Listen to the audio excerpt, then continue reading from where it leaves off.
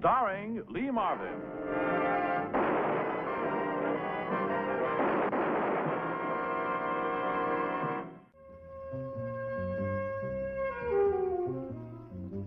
Look over at me, Lou. One big smile, that's it. Now hold that. There. Okay? That wraps it, Shelley. You can go home. I love working for you, Ted. It's been a ball. Ready to close up, Miss Williams? Yes, I am. Don't forget your 6:30 appointment across the street. Oh? What's her name?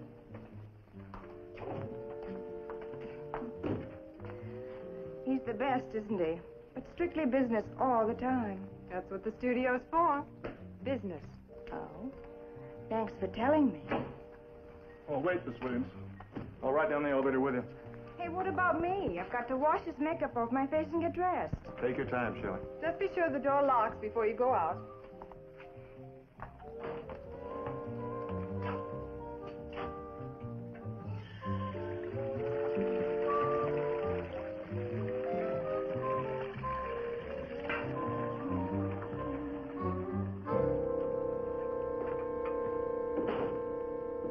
Oh, hello. No, we're not going to have another scene, are we? I can't go on like this. I just can't. You've got to give me a break, Shelley. I've paid you enough. I think it's worth more not going back to prison. Look, Shelley, please, be reasonable. I'm broke. You know I'm getting married. She's a nice girl. Yes, fine family. Do they know you changed your name since you left Boston? That you jumped bail after that manslaughter conviction? Did you ever tell anybody about me? Wouldn't you like to know?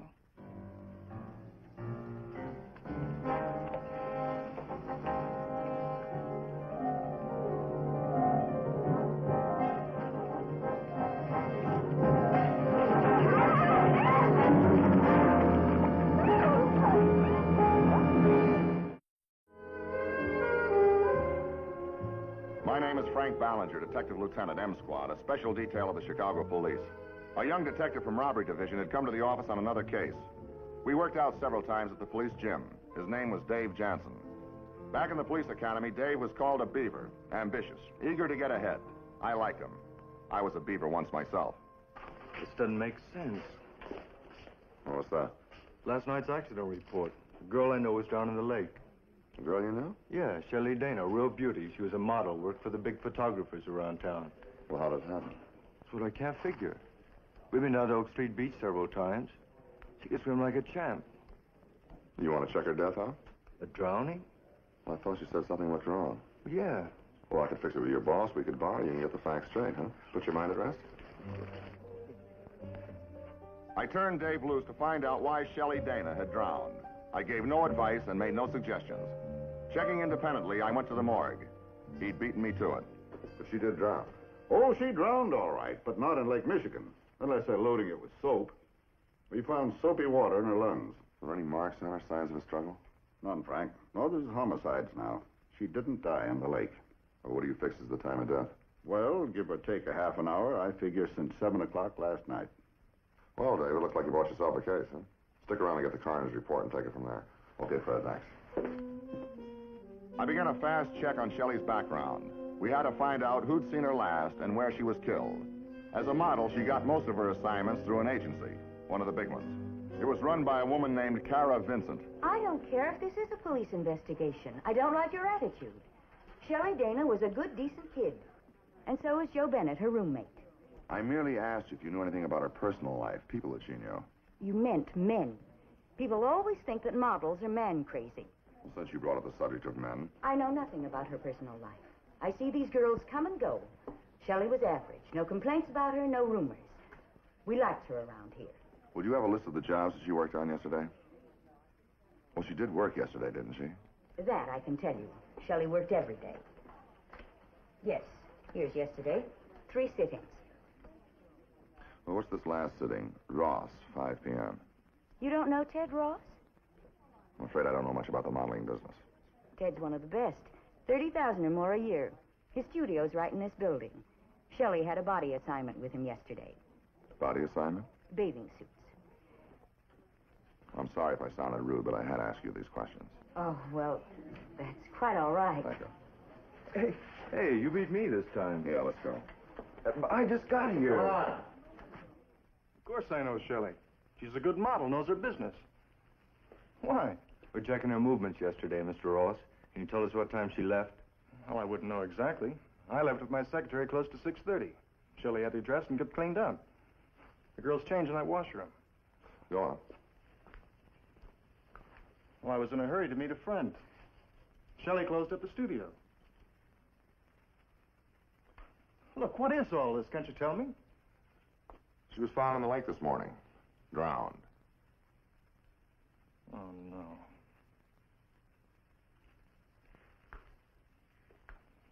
I'm terribly sorry to hear that. Maybe the elevator operator knows what time she left. How do you know she left?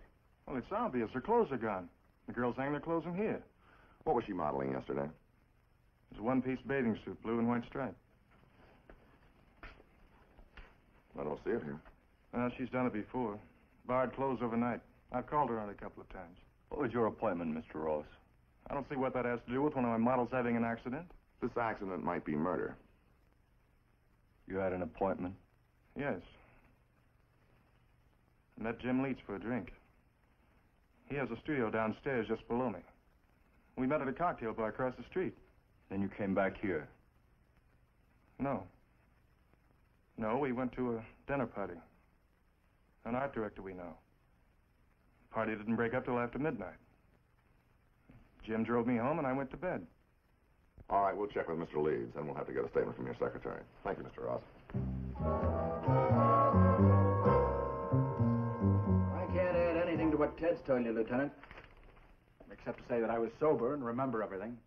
Must have dropped Ted at his front door sometime between 12:30 and 1, sometime in there. That's good, Molly.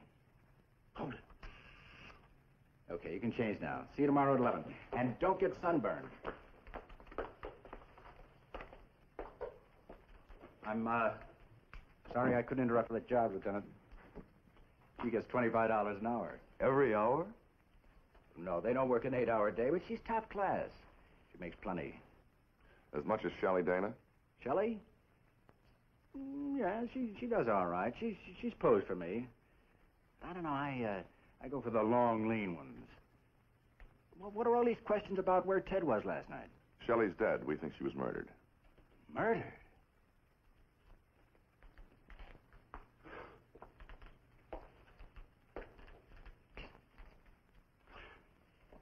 I saw her just the other day. Did you know her other than professionally? Very casually. Bought her a drink now and then. Nothing more serious than that. She was a swell girl.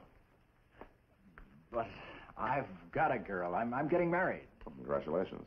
And thank you very much for your cooperation, Mr. Leeds. Give Detective Jasson here any information you might have about the dead girl. I'll see you later, David. The elevator operator did not recall bringing Shelley or any other model down between 6:30 and 7 when he went off duty. The building had been emptied by that time. The night watchman took over the elevator at 7. I had a man sent to question him at his home. Routine police procedures were put into operation. I asked Captain Gray to meet me because this case promised to be a tough one. I briefed him on what I'd turned up. Then we went to see Joe Bennett, the dead girl's roommate. Of course I know the dress Shelley was wearing yesterday. This is it. I loaned it to her. I spent the night with my mother in Winnetka. Shelley had 2 jobs yesterday.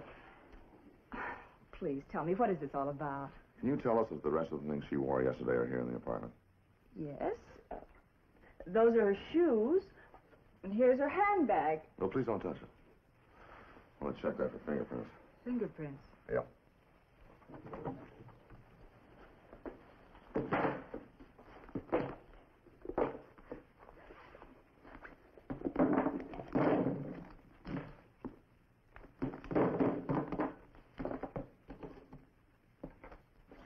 Does she have a key to the apartment? Yes.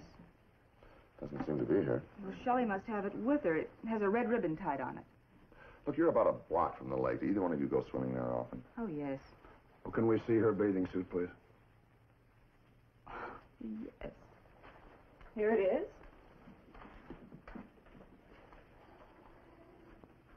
Now, what is this all about?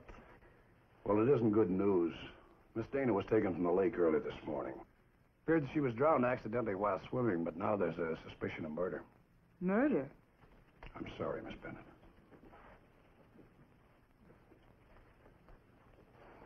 That's why we're asking questions.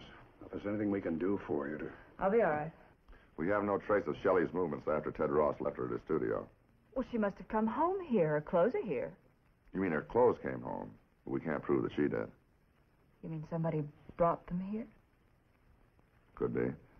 But I'd like to go through her personal effects. We'd like to have the lab boys in here to check for fingerprints. Well, the apartment's just this room. We sleep on the day beds. Shelley's things are in that chest over there, the two bottom drawers. You know, you don't seem very broken up over your roommate's death. Not, actually. There was no love lost between us. She was going to move. I'd asked her to. You asked her? Why? Because she was dishonest and cruel. If she was killed, it was because she drove someone to it. She hurt people. She didn't care. Oh, people liked her until they got to know her the way I did. She was just plain rotten.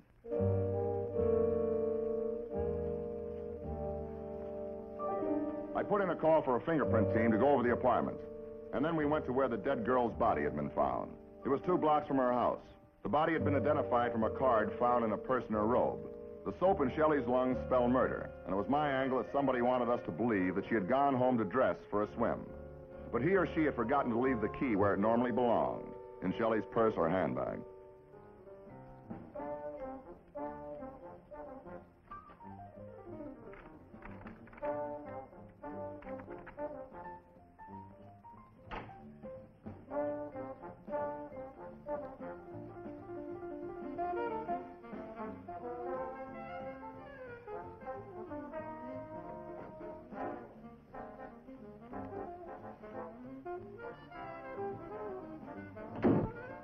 Who is it?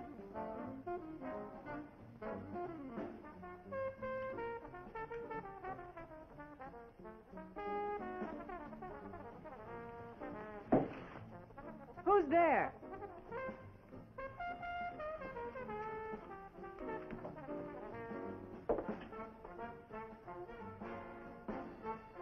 Who is it?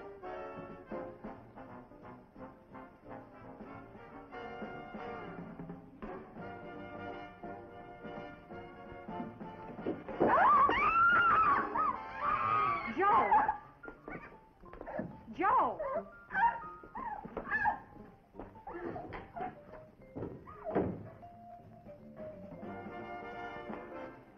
Joe! The doctor had come and gone. Joe had a badly bruised throat. The man had panicked before completing his job. And our new headache was why he wanted to kill her. Are you sure the door was locked? Yes. How to use Shelley's key to get in? I don't know. I went to the door. He came from the closet behind me. I never saw him. A man usually kills for one of 2 reasons, fear or hate. Is there any man in your background that... I don't know anybody who hated me that much. Try to think, Miss Bennett. Maybe it's something you know about a man involving you or Shelley. No. Look, I told you where to look for whoever killed her in her past. She couldn't escape the things she did. You told me that this morning. Now you're going to have to be more specific.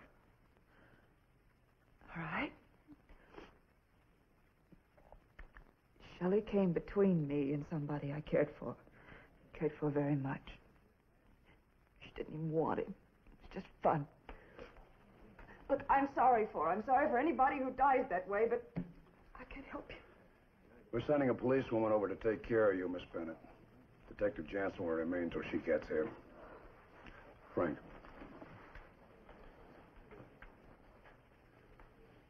Well, I can tell by the look on your face that the fingerprint boys came up with a big goose egg. Huh? Nothing. One of the girls will belong there.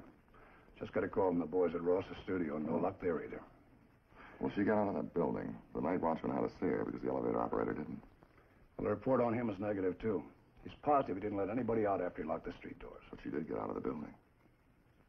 Maybe we better have a talk with him, huh? Now, look, I've gone over all of this before with the other detectives. Now, what do you want? I didn't see the girl leave. Well, you were on duty from 7 p.m. to 7 a.m. Yeah? If anything unusual happened in the building, you'd be the person to notice it, right? What do you mean, unusual? Well, anything out of the routine path. I tell you, I didn't see the girl. What did you see? Oh, come on, Cleary. Quit quibbling. What did you see? Tell us the truth. Well, I lose my job. Why? What did you do? I didn't report it in the morning when I went off duty. They'd fire me because I'm too old to walk up the stairs. That and all the talk about a murder. I couldn't report it. Couldn't report what? That somebody used the elevator. It was when the cleaning women would be coming in for 2 o'clock. I went out 4 or 5 minutes, get a cup of coffee. That was 1:45. When I got back, the elevator was at the 8th floor. Ted Ross studio. Go on, Cleary. I hollered and I yelled. I couldn't climb up to 8. Then it was coming down. The elevator went right through to the basement. Somebody got off. When I got down there, the elevator was empty. Now, think very hard, Cleary. Did you hear a car start up and leave the parking lot? It's quiet at that time of night. Yes. I heard an automobile starting when I was in the basement. Didn't the police ask you if that elevator had been used during a night? No. They asked me if I took anybody up or took anybody down. I didn't. Well, if you're right, Frank, she was killed in the building. Everybody we've checked so far has been in the clear. You know, it had to be somebody who knew the building. Because it was a sneak thief or a psychopath that just wandered into Ross's studio. They wouldn't bother to get rid of the body. Yeah, you're right. The killer had to know where to find her. That she was in Ross's studio. Yeah. All right, thank you very much, Mr. Cleary. I don't recall anything unusual about the session with Shelley. She posed in 3 different suits. We took a 10-minute coffee break. Sometime during the hour, Jim Leeds phoned about the dinner party and having a drink first. You told us that this morning. Shelley was having trouble with her pose. It took more time we figured. When Leeds phoned, did you tell him that Shelley was here? Yes. Why? Well, he knew I was working. He asked who the model was. Did he suggest having a drink together before or after you told him that Shelley was here? It's just before he hung up. We gotta have more than that, Frank. Radio said you might be here. I think we've got something. What is it, Dave? Oh, this police business, do you mind? No, it's all right. I'll wait in the dark room. After you left, we went through that apartment with a fine comb. We found this tape to the bottom of a drawer. Shelley Dana, $7,500. Deposited in less than a year? She's only been in Chicago that long. If it's a sugar daddy, her roommate never heard of him. She averaged $150 a week as a model. Look at these deposits. $500 a month, 500, 500. Here's a couple back here for 1,000. And she had no family. Well, it could be alimony, some kind of racket. Narcotics. Maybe she's bleeding somebody. Blackmail? Fits better. Leeds was going to marry into a good family. But why would he want to kill Joe Bennett? Fear, if he thought that Shelley had told her roommate about him. It's pretty flimsy. Yeah. Well, Mr. Ross, would you mind stepping out here a moment, please? When you met Leeds for that drink, was he there when you arrived? Well, no, I had a drink first before he showed up. So then he was about, say, 10 minutes late? About? Thanks. We're going to have to give him a lead and see if he falls for it. Let me try something.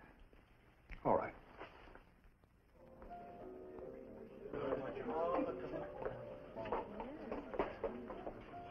We're going to miss you, Jim. And Chicago's most beautiful hands are going to miss you very much. I'm not going forever. It's just a honeymoon. I'll be back on the job in a month. And Lieutenant, have a drink. Well, I don't think I'd better. Oh, come on, this is no time to talk about the dead. Join the party. I'm getting married next week. Look, you said that you bought Shelley a drink now and then. Did you ever talk about men or any one man in particular? No, we talk shop. She was always interested in getting a job. Another dead end. Oh, can I use your phone? Yeah, go ahead. Thanks. I guess we'll have to pin everything on fingerprints. Somebody put her clothes back in the apartment. He had a handle, including a black cotton leather handbag. But you checked those things. Oh, this is a new angle. Whoever attacked Miss Bennett today was wearing gloves. But last night... Oh, Sergeant Casey. Lieutenant Ballinger, would you bring Miss Bennett down to M Squad headquarters and I'll meet you there? Oh, look, a lab crew's going to be at the apartment at 6 o'clock. Yeah, sharp. Okay. Bye. Mr. Leeds will need your fingerprints, too. Anybody that's in the building after 6:30. Of course. But why? Shelley was killed in this building.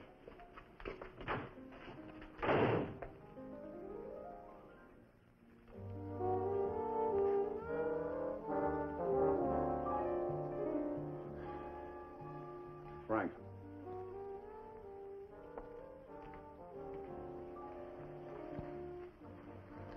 You're wrong about Leeds. He'd have been here long before this if he'd been your man. Look, he's got a lot of party guests to get rid of. It's only 5:30. Do you think the lab crew's coming in here at 6 sharp? Probably calling to see if anybody's home. Frank, you're wasting time. And look, you've had that feeling about a guy. I got it about Leeds. He's wrong. All right, we wait. Look, Dave is telling. If he'd gone elsewhere, he'd be here to tell us.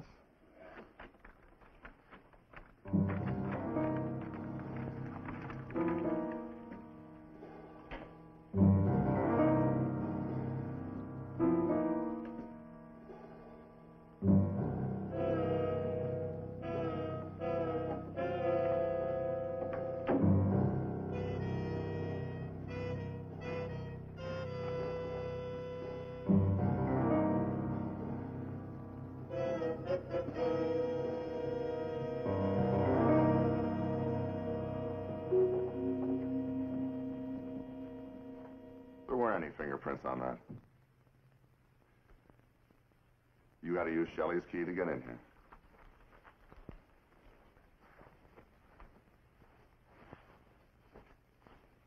You want to talk now, Leeds? You used this key to bring her clothes back into the apartment after she was dead. And you used it again to attack Miss Bennett. She never even mentioned your name. We know you used that key to get in here and wipe off fingerprints.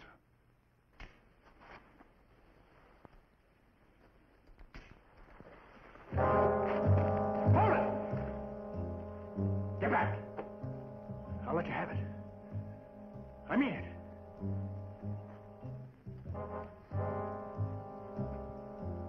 Don't be a fool, Leeds. This is the end of the road for you. Not while I'm alive. I didn't mean to kill her. I want the keys to these handcuffs.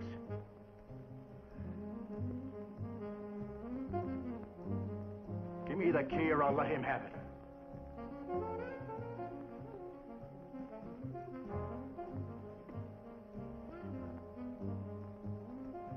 Go.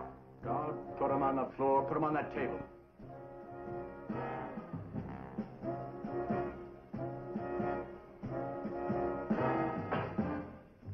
Now get over here. Move!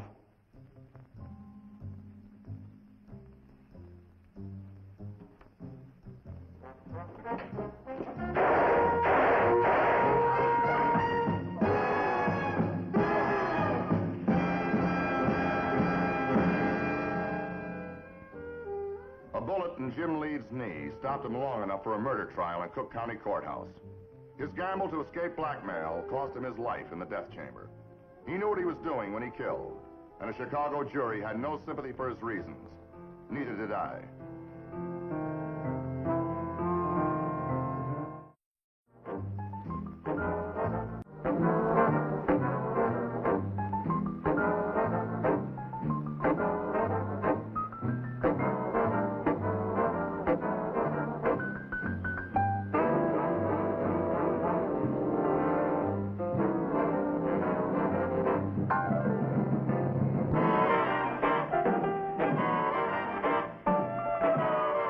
M Squad.